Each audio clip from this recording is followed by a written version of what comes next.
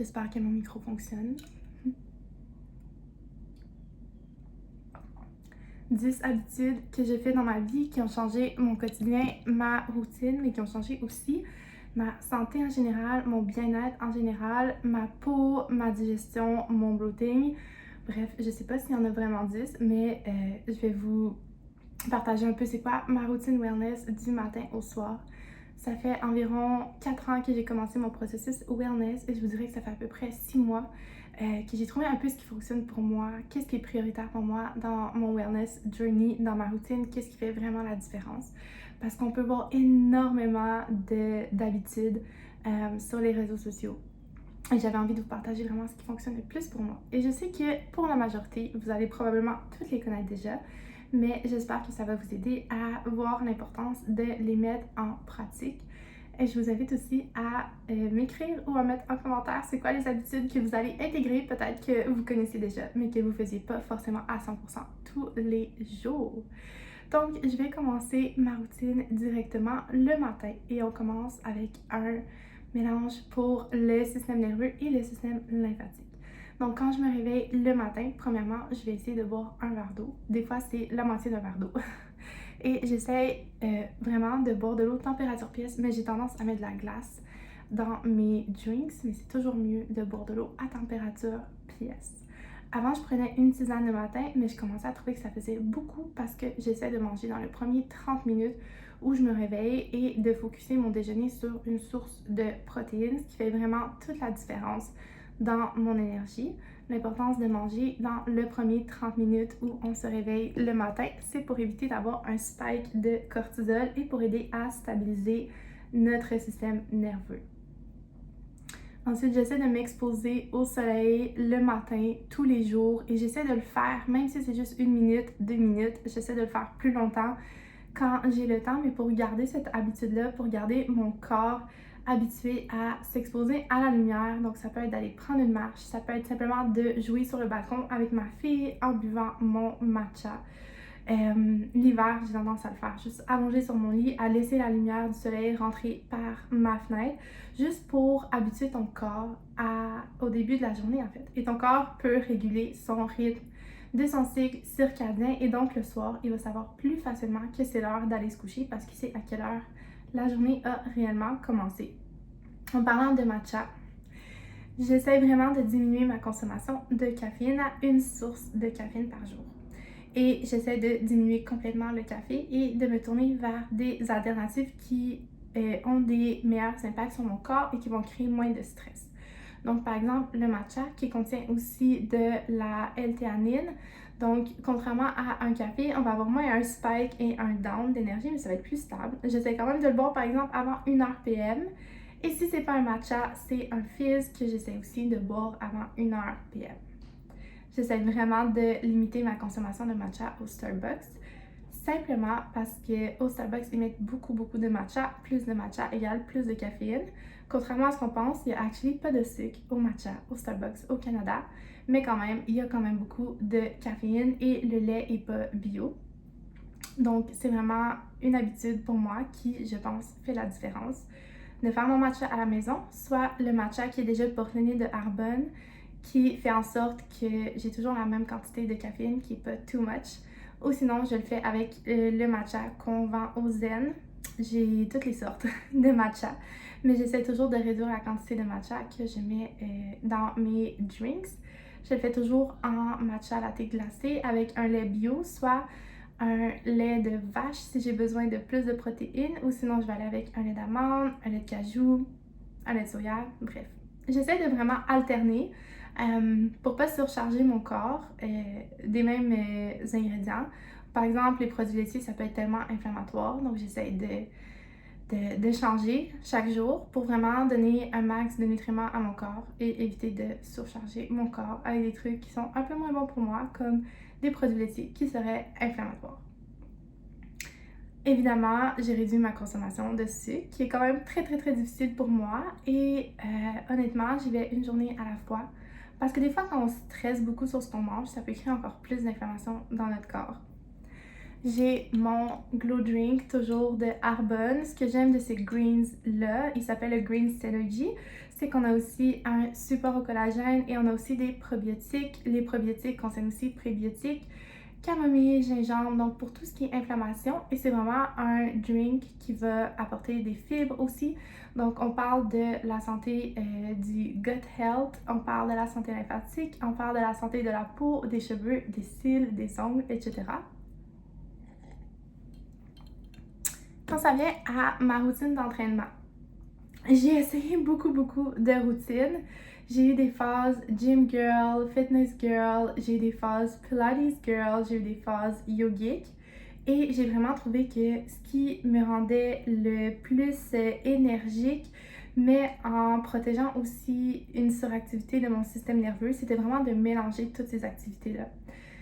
Donc, ce que j'essaie vraiment de faire, c'est 2 fois de lever des poids au gym, du weightlifting, 2 fois du pilates ou du reformer et 2 fois du yoga relaxant. C'est sûr que des fois, j'ai full envie d'aller au pilates, des fois, j'ai full envie d'aller au gym, puis des fois, j'ai full envie d'aller au yoga. Puis je me casse pas trop la tête, honnêtement, mais ce que j'essaie de surveiller un peu plus, c'est si mon niveau de stress est plus élevé, je vais essayer d'aller moins au gym, je vais essayer de me concentrer sur une activité qui est plus soft. Même le reformer, des fois, ça peut être stimulant.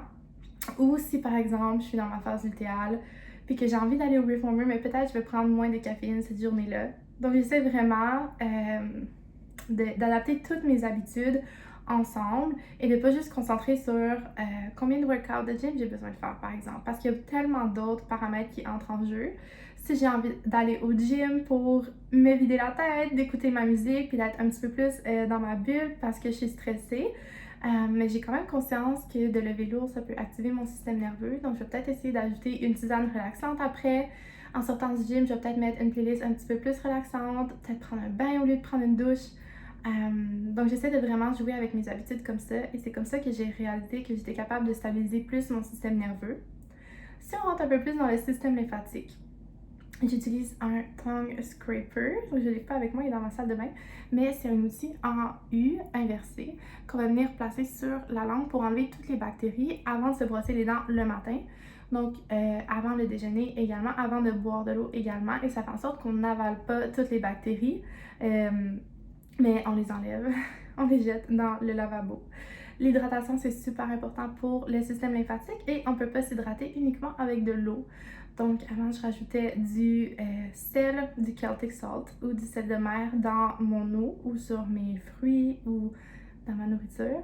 Mais ces temps-ci, j'aime beaucoup les électrolytes de Arbonne. Ils goûtent vraiment bonnes. Et ça me fait un petit drink le fun à boire parce que si vous me connaissez, vous savez que j'ai beaucoup de difficultés à boire toute mon eau dans une journée. Donc pour moi, c'est une façon de boire encore plus d'eau et d'avoir un drink le fun au lieu de prendre par exemple un jus ou d'autres choses. De réduire le gluten, ça m'a vraiment aidé aussi avec mes ballonnements. Donc, quand j'ai des semaines où je mange pas de gluten et que je suis constante avec mon Green Synergy, le Glow Drink de Arbonne, j'ai vraiment absolument aucun bloating. Mon ventre est vraiment plat et je me sens vraiment bien. J'ai remarqué à quel point le bloating, ça affectait aussi ma bonne humeur, mon niveau d'énergie. Donc, c'est vraiment quelque chose que j'ai commencé à faire vraiment attention. On dit un peu partout sur internet que le bloating c'est pas bon ou que le bloating c'est normal. Il y a tellement d'opinions, mais je vous invite à vraiment voir qu'est-ce qui vous rend bloat. Si c'est par exemple le gluten, peut-être que c'est une bonne idée de l'enlever. Mais si par exemple c'est avant votre cycle, que vous avez déjà des habitudes de vie saines, c'est pas grave. Pour moi, le bloating c'est pas un problème esthétique, mais c'est vraiment un problème au niveau de notre santé puis au niveau des inconforts qu'on peut ressentir. Donc, c'est pas de se battre contre le bloating juste pour notre esthétique, mais que c'est vraiment de prioriser qu'est-ce qui nous fait sentir encore mieux et encore plus en santé. Ensuite, quand on arrive en après-midi ou en soirée, je vais prendre une tisane. Donc souvent, je vais prendre la détox de Arbonne parce qu'il y a quelque chose comme 15-20 plantes à l'intérieur pour le foie, pour le système lymphatique, le système digestif, le gut health. Donc, il y a juste tellement de plantes à l'intérieur et ça m'aide vraiment à me sentir mieux. Et honnêtement, je pense que c'est l'habitude que je vois le plus de différence sur ma rétention d'eau et mon inflammation dans mon corps. Honnêtement, je pense que si je pourrais en nommer juste une, ça serait celle-là. En continuant sur le système lymphatique, j'essaie de marcher à tous les jours.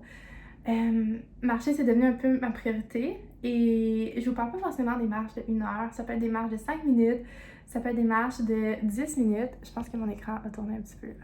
Ok.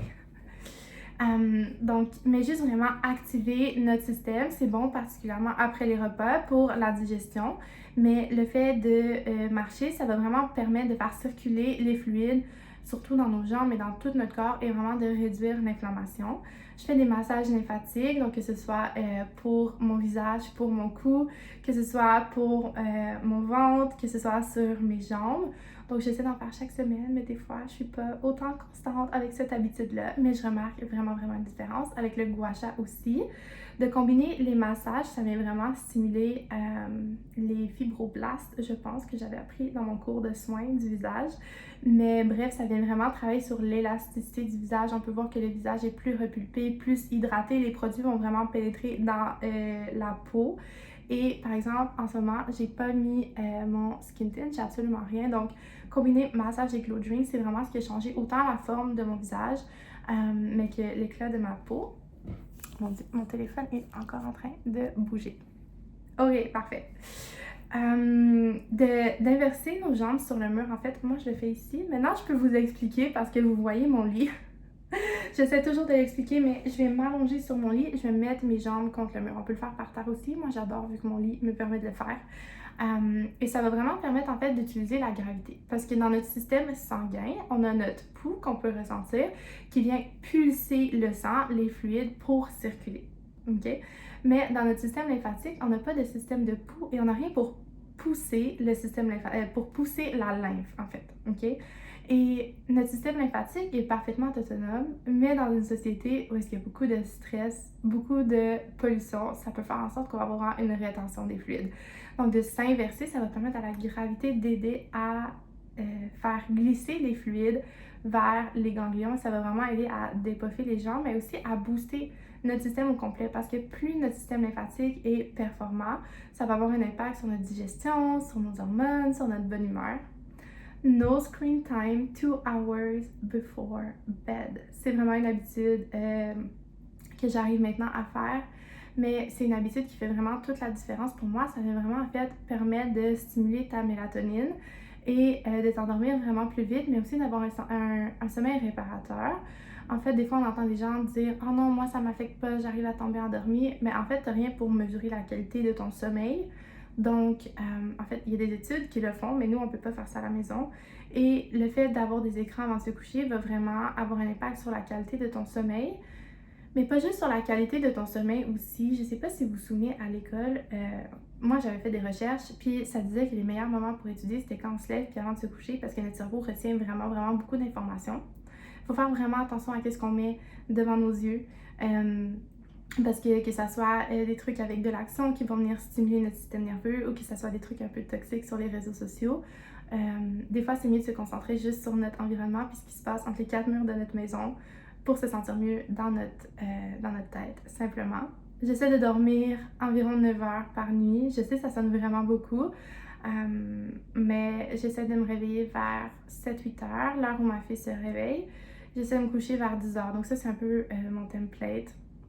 C'est sûr que ça varie, mais en tant que femme, on a besoin de plus de sommeil qu'un homme, donc j'essaie de vraiment mettre ça de l'avant et j'essaie vraiment d'implémenter, de faire des siestes, même si ça fonctionne très rarement, mais j'essaie de vraiment donner une priorité à mon sommeil sur tout mon corps, autant pour mon corps physique, mais que pour ma santé mentale. Et j'essaie de faire du stretching, donc j'ai été vraiment bonne avec mon stretching pendant vraiment longtemps. Mais ces temps-ci, je struggle un peu plus, and it's okay. J'ai remarqué que j'en fais tellement moins souvent. Quand j'en fais, j'ai comme un sentiment de guilt parce que je suis comme, oh my god, ça fait tellement longtemps que j'ai pas stretch. Mais au contraire, quand tu fais une bonne habitude, c'est que tu es sur le bon chemin. Donc ça sert absolument rien de culpabiliser. Peut-être essayer de te récompenser. Par exemple, mettre vraiment une ambiance vraiment cute quand tu fais ton stretching avec une tisane, avec des huiles essentielles. Et ça permet vraiment d'aider au niveau des ganglions lymphatiques. Ça permet d'aider avec notre posture. Notre posture influence comment on se sent, notre confiance en soi, notre digestion, vraiment plein de trucs. Donc c'est super important. Et ma dernière habitude que j'ai oubliée,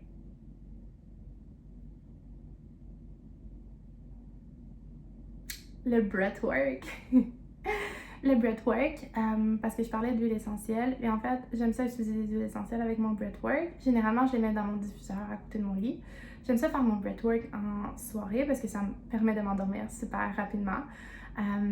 Mais sur YouTube, il y a tellement plein de breathwork. Des fois, j'en fais plus intense, des fois, j'en fais plus doux, des fois, j'en fais avec un scan corporel. Donc, toutes les réponses sont bonnes, mais juste de prendre un moment pour respirer en pleine conscience. Déjà, ça fait super du bien à notre cage thoracique, à tous nos muscles entre nos côtes, de vraiment prendre le temps d'inspirer, d'expirer. Donc, ça permet de faire comme un restart à notre système respiratoire, mais aussi tous les bienfaits sur le sommeil, sur le système nerveux. Bref, je pense que ça fait environ 10 habitudes. Encore une fois, je les ai pas comptées. Peut-être 8, 15. Mais c'est vraiment des habitudes pour moi que j'essaie de mettre en priorité, de vraiment créer de l'espace dans ma vie. Si ça veut dire faire un peu moins de sorties, si ça veut dire écouter un peu moins de séries ou de films. Parce qu'au final, je réalise que la façon dont je me sens, c'est vraiment ce qui est prioritaire dans ma vie. Donc, n'hésite pas à m'écrire pour me dire quelle habitude est-ce que tu aimerais mettre en place ou à l'écrire en commentaire. Et on se revoit dans une prochaine vidéo.